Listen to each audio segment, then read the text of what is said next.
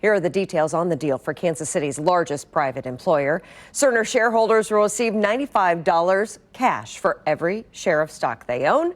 In a news release, Oracle says Cerner's digital healthcare system is a great addition to their software business and will allow them to develop hands-free, voice-activated tools. Also intends to maintain and grow Cerner's community presence, including in the Kansas City area. Cerner currently has more than 24,000 employees, about 13,000 working in Kansas City, where the company started and has its headquarters. So tonight we have team coverage of this mega deal, and we begin with Morgan Mobley from the Cerner headquarters in North Kansas City. Morgan, what does this mean for the current employees?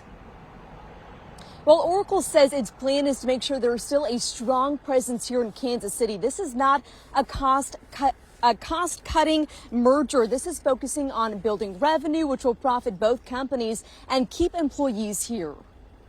In its biggest acquisition ever, tech giant Oracle is buying Cerner, a medical records company founded in Kansas City in 1979.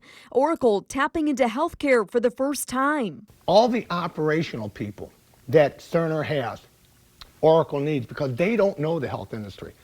They really don't.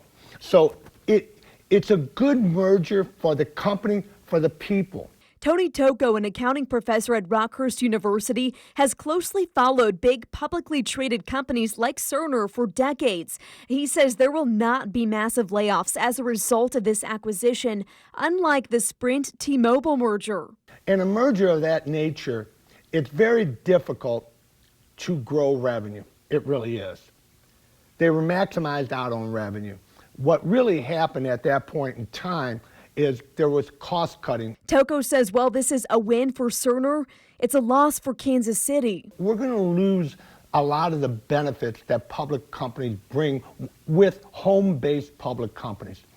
And if you take a look, we've lost Sprint, we lost DST, and now we lost Cerner. Mayor Quentin Lucas recognizes that while also looking to the future.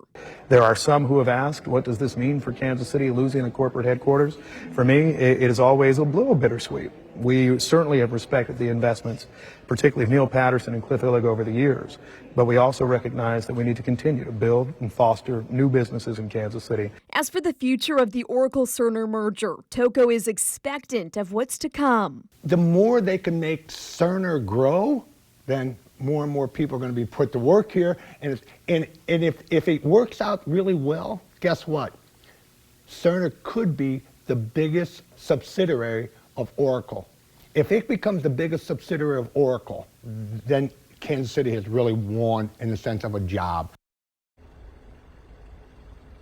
And this deal is expected to close by the end of 2022. Live in North Kansas City, Morgan Mobley, KCTV 5 News.